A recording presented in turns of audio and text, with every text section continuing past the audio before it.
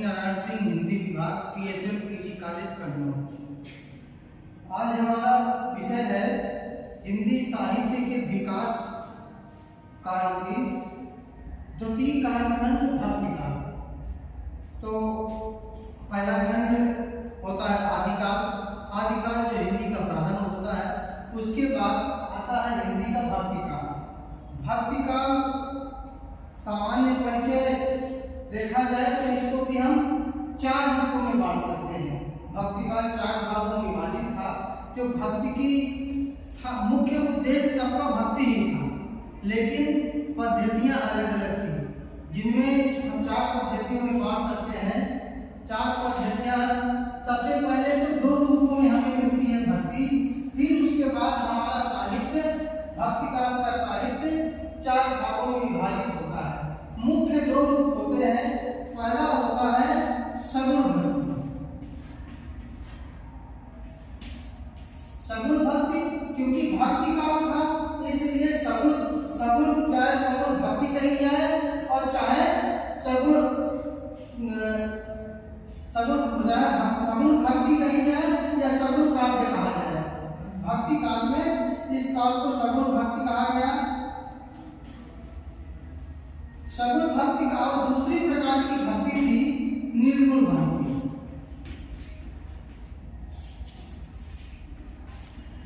तो ये काव्य 2 प्रकार से, चाहे इसे भक्ति कह सकते हैं या काव्य कह सकते हैं, क्योंकि भक्ति काल में काव्य और भक्ति एक दूसरे के पर्याय थे।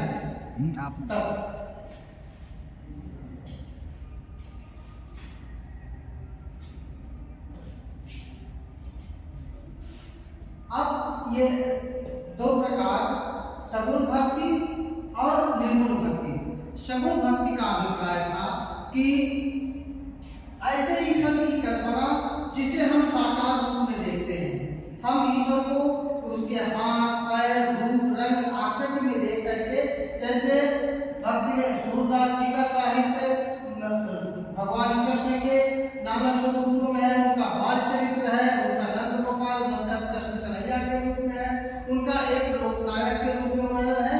ये भगवान कृष्ण का सूरदास जी का वर्णन है। उसके बाद तुलसीदास जी का रामचरितमानस ये दिखाता है कि भगवान राम का किस प्रकार का जो है सामान्य रूप है, धनुष बाण लिए हुए हैं, किस प्रकार से वह वस्त्र धारण किए हुए राजा के रूप में भेष कैसा है, अर्थात एक गुण युक्त समस्त शरीर के समस्त रूप, जिस प्रकार हमारे हाथ पर नाक मुंह सारे अंग हैं, उसी प्रकार से ईश्वर को हम जब आकृति वाला मानते हैं, उस समय हम सगुण भक्ति मानते हैं, सगुण काव्य मानते हैं। और दूसरा भाग था निर्गुण भक्ति या निर्गुण काव्य।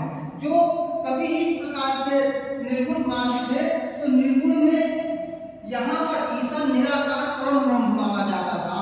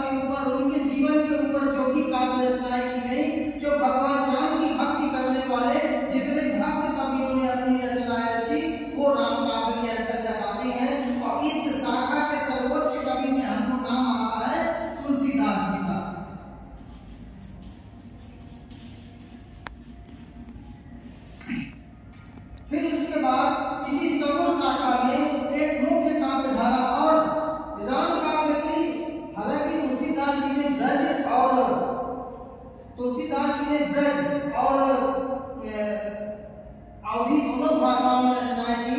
तुलसीदास जी का रामचरितमानस जो आगे चल के बहुत लोकप्रिय हुआ, वो जो है अवधि भाषा में है, और इन्होंने कई रचनाएं इनकी ब्रज भाषा में, दोनों भाषाओं में इनकी ख्याति थी। लेकिन राम काव्य की मात्रा अवधि भाषा में अधिक मिलती है। और कृष्ण काव्य क्योंकि वीडियो 5 मिनट का ही 7 मिनट का बनाना है, इसलिए धन्यवाद। धन्यवाद।